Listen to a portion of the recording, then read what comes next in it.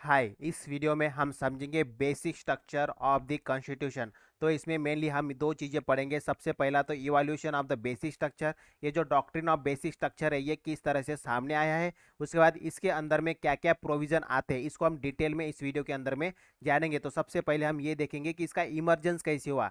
ये जो basic structure doctrine है इसका इमर्जेंस कैसे हुआ ये हम सबसे पहले जानेंगे। देखिए, जब संविधान लागू हो गया था उसके बाद सबसे पहला कॉन्स्टिट्यूशन अमेंडमेंट एक्ट आता है 1951 में, जिसमें जो राइट टू प्रॉपर्टी है अंडर आर्टिकल 31 उसको क्या किया जाता है, रिपील किया जाता है। तो सुप्रीम कोर्ट के सामने ये क्वेश्चन आ जाता है कि ये जो फंडामेंटल राइट है क्या ये अमेंड हो सकते हैं। इसके बारे में सुप्रीम कोर्ट के सामने क्वेश्चन मार्क हो जाता है। तो देखिए, इसी को चैलेंज करते हुए ये जो फर्स्ट कॉन्स्टिट्यूशन अमेंडमेंट एक्ट 1951 हुआ था, इसी को मतलब इसके जरिए जो राइट टू प्रॉपर्टी को हटा दिया गया था, इसी को चैलेंज करते हुए 1951 में क्या होता है, शंकरी प्रसाद केस आता है। और ये शंकरी प्रसाद केस इस राइट टू प्रॉपर्टी को जो फर्स्ट कॉन्स्टिट्यूशन अमेंडमेंट एक्ट 1951 के जरिए जो हटा दिया गया था, इसी को ये चैलेंज करता है। तो इसके बेस पे सुप्रीम कोर्ट अपना जजमेंट देता है कि आर्टिकल 368 जो मेनली पार्लियामेंट को ये पावर देता है कि वो कॉन्स्टिट्यूशन को अमेंड कर सकता है, तो under article 368 parliament fundamental right को भी अमेंड कर सकता है,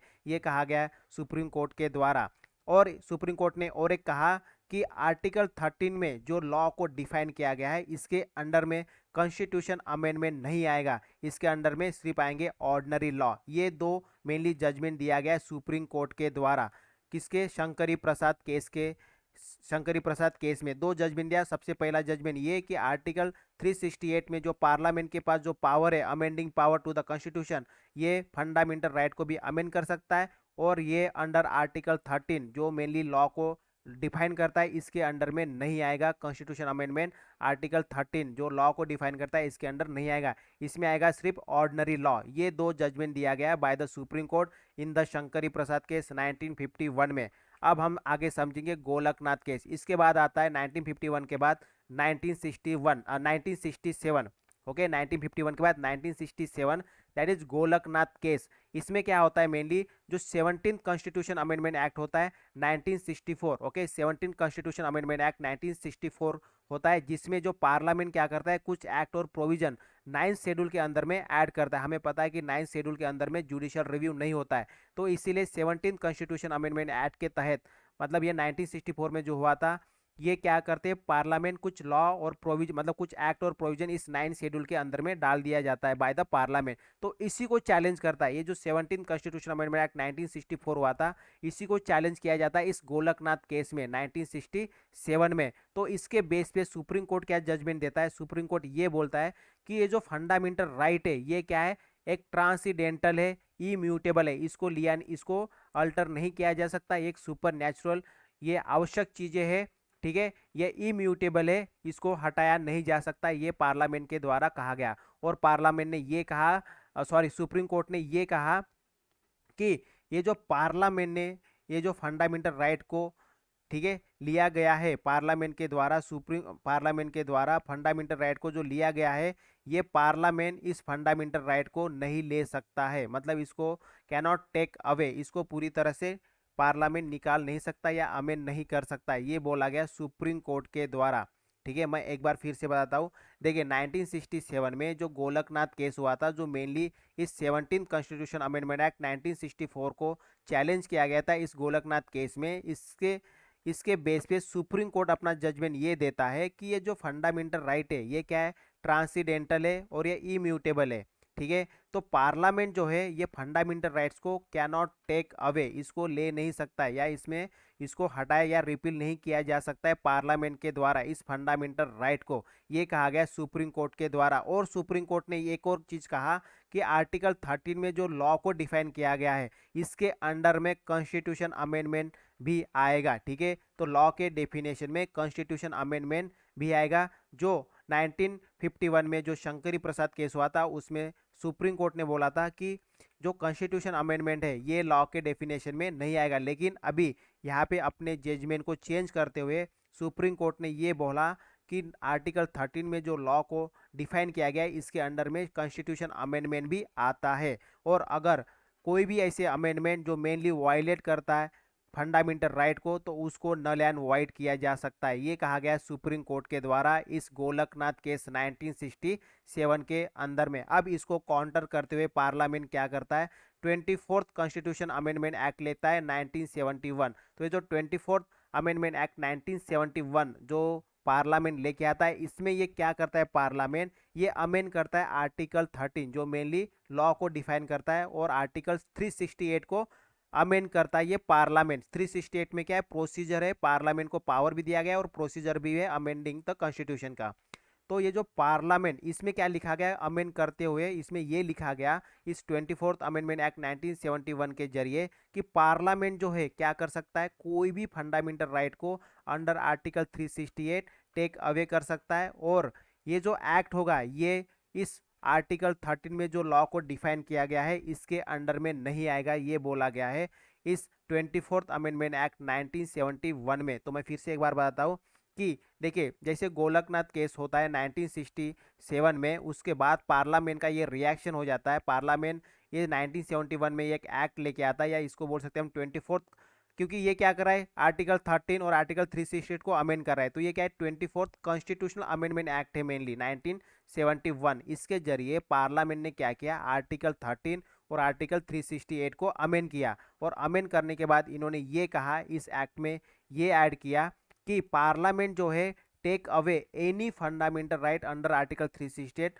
अंडर आर्टिकल 368 पार्लियामेंट कोई भी फंडामेंटल राइट को ले सकता है, और ये जो एक्ट होगा ये आर्टिकल 13 के तहत नहीं आएगा, ये बोला गया इस 24th अमेंडमेंट एक्ट 1971 में। अब देखो, इसके बाद आता है इसके बाद आता है केशवानंद भारती केस 1971। अब इसमें सुप्रीम कोर्ट क्या देता है, सुप्रीम कोर्ट अपना जजमेंट क्या देता है, मेनली ये ओवररूल करता है जो गोलकनाथ केस में कहा था 1967 में, ठीक है, इसको ओवररूल करता है और अफेल करता है जो पार्लियामेंट ने इसके बाद गोलकनाथ केस के बाद इस गोलकनाथ केस को ही मेनली काउंटर करने के लिए पार्लियामेंट ने 24th अमेंडमेंट एक्ट 1971 लेके आया था। तो जो इस सुप्रीम कोर्ट जो है इसी को अफेल करते हुए ये बोलता है कि पार्लियामेंट जो है, ठीक है, वो कोई भी फंडामेंटल राइट ले सकता है, ठीक है। जो इन्होंने 24th अमेंडमेंट एक्ट 1971 में जो लाया था प्रोविजन, उसको अफेल करता है, उसको मानता है पार्लियामेंट अपना सुप्रीम कोर्ट, और ये बोलता है कि पार्लियामेंट ठीक है कोई भी फंडामेंटल राइट को ले सकता है, बट वो क्या करेगा, मेंटेन करेगा बेसिक स्ट्रक्चर। मतलब ये कि बेसिक स्ट्रक्चर को वायलेट नहीं करेगा, मतलब बेसिक स्ट्रक्चर को अल्टर नहीं करेगा पार्लियामेंट, ये ध्यान में रखेगा। ये बोला गया इस 1971 के केशवानंद भारती केस में सुप्रीम कोर्ट के द्वारा।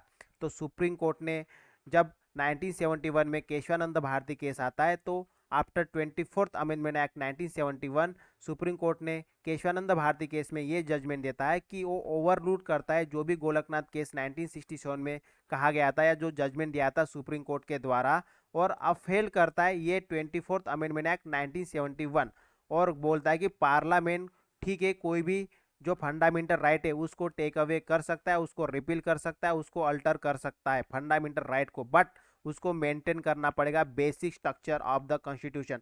तो इस तरह से मेनली जो doctrine of the basic structure है ये हमें देखने को मिलता है, इस तरह से इवॉल्व होता है। 1951 में शंकरी प्रसाद केस, उसके बाद 1967 में ये गोलकनाथ केस आता है, फिर उसके बाद 24th अमेंडमेंट एक्ट आता है 1971, ठीक है, जिसमें पार्लियामेंट मेनली गोलकनाथ केस को काउंटर करता है। तो उसके बाद जो 1971 में, ठीक है, ये 1971 उसके बाद 1973 में ये क्या आता है, केशवानंद भारती केस आता है। तो इस तरह से मेनली जो डॉक्ट्रिन ऑफ बेसिक स्ट्रक्चर है ये इवॉल्व होता है, और अंडर आर्टिकल 368 क्या बोलता है कि not give power to the alter the basic structure. मतलब ये कि जो पार्लियामेंट है वो कॉन्स्टिट्यूशन को अमेंड कर सकता है अंडर आर्टिकल 368, बट 368 के तहत जो पार्लियामेंट के पास ये अधिकार नहीं है कि वो बेसिक स्ट्रक्चर को अल्टर कर सकता है, इसमें कोई भी मॉडिफिकेशन कर सकता है, या इसको रिपील कर सकता है, या इसके कोई प्रोविजन को हटा सकता है, ठीक है।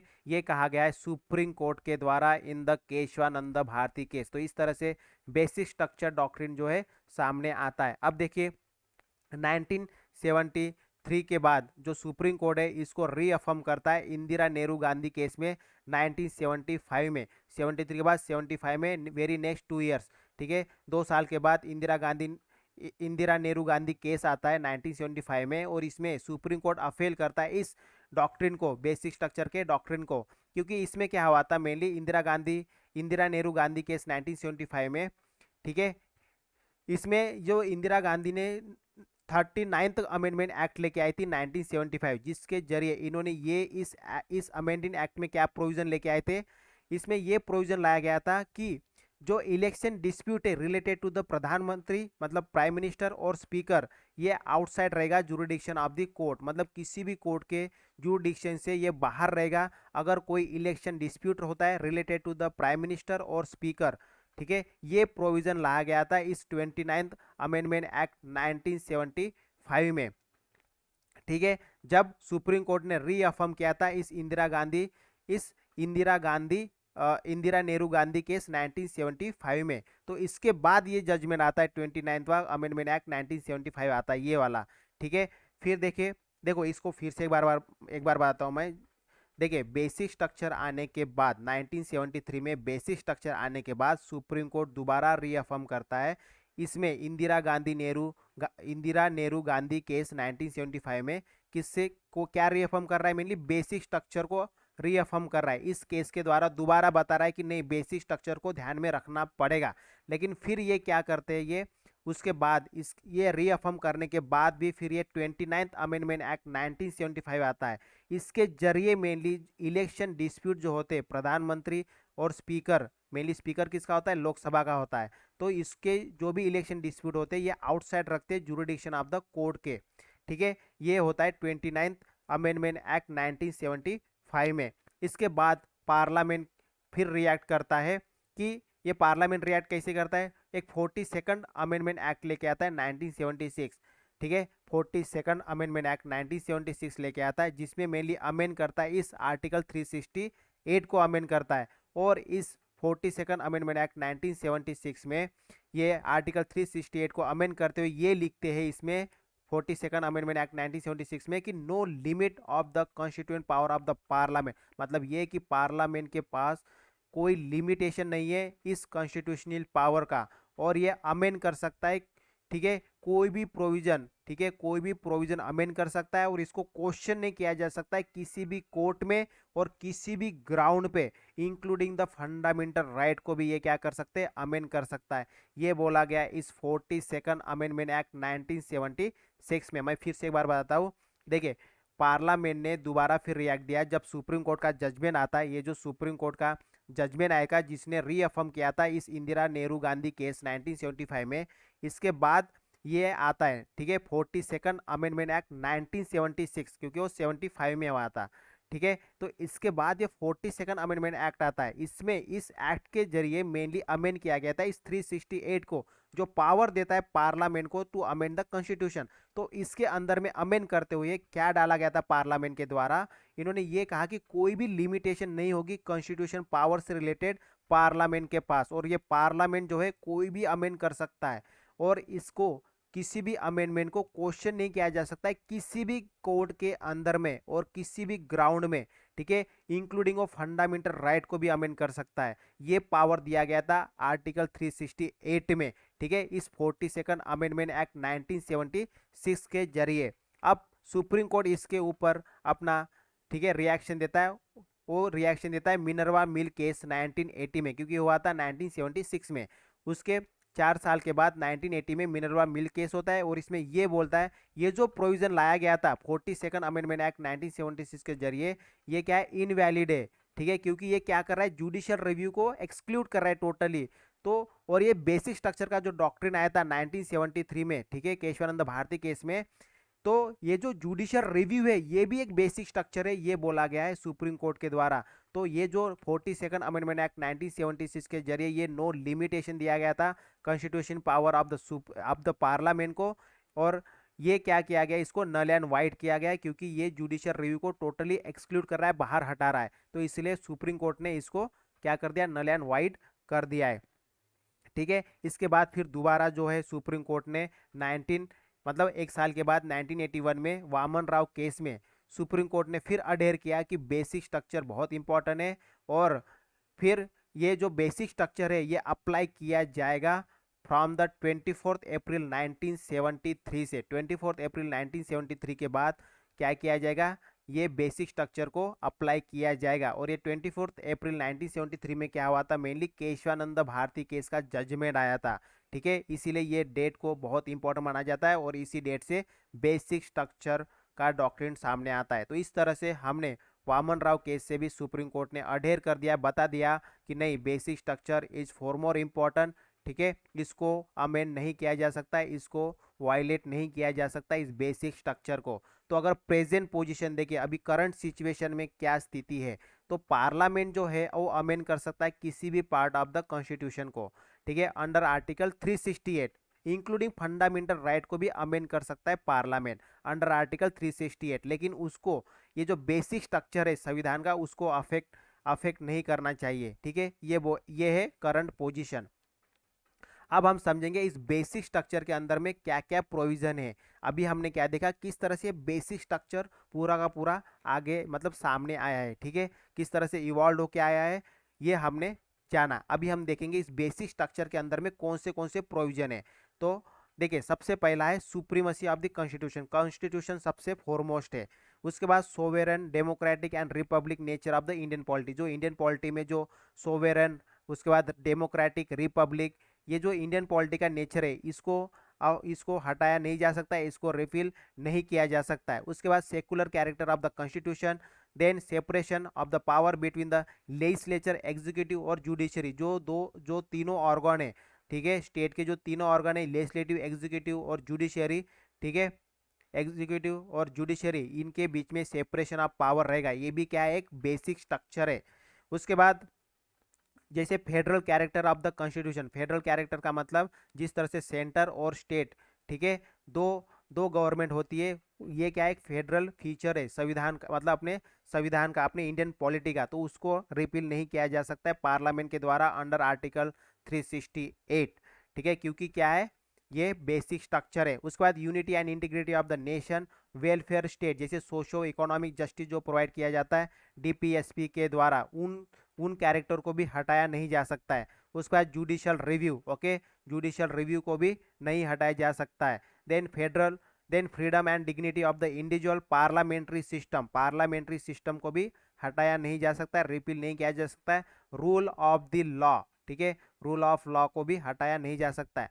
Then harmony and balance between the fundamental right and DPSP, मतलब जो फंडामेंटल राइट और डीपीएसपी के बीच में जो हार्मोनी पैदा करने वाले, या इन एक कुल मिला के बोले तो इन दोनों में जो रिलेशन पैदा करने वाले जो भी प्रोविजन है, उनको भी हटाया नहीं जा सकता है। देन प्रिंसिपल ऑफ इक्वालिटी, उसके बाद free and fair election, then independent of judiciary, limited power of parliament to amend the constitution, this is also one of the feature of the basic structure. Limited power है parliament के पास संविधान को amend करने का। देन effective access of the justice, principle underlying fundamental rights, then power of the Supreme Court under article 32, उसके बाद 136, 141 एंड 142, जो पावर दिया गया है सुप्रीम कोर्ट को इन सभी आर्टिकल में, ठीक है, ये भी क्या है, बेसिक स्ट्रक्चर है। उसके बाद जो हाई कोर्ट के जो पावर है अंडर आर्टिकल 226 और 227, ये भी बेसिक स्ट्रक्चर है संविधान का, तो इसको अमेंड नहीं किया जा सकता है अंडर आर्टिकल 368, ये कहा गया है सुप्रीम कोर्ट के द्वारा। तो ये सभी क्या है, बेसिक स्ट्रक्चर के प्रोविजन है। तो इस वीडियो के अंदर में हमने क्या क्या देखा, सबसे पहले ये देखा कि किस तरह से इवॉल्व हुआ है ये डॉक्ट्रिन ऑफ बेसिक स्ट्रक्चर। उसके बाद इस बेसिक स्ट्रक्चर के अंदर में क्या क्या प्रोविजंस आते हैं, ये सभी चीज़ें हमने इस वीडियो के अंदर में जाना। ओके, तो नेक्स्ट वीडियो में हम समझेंगे पार्लियामेंट्री सिस्टम को हम नेक्स्ट वीडियो में कवर करेंगे। Okay, so that's all for this video, thank you, bye bye.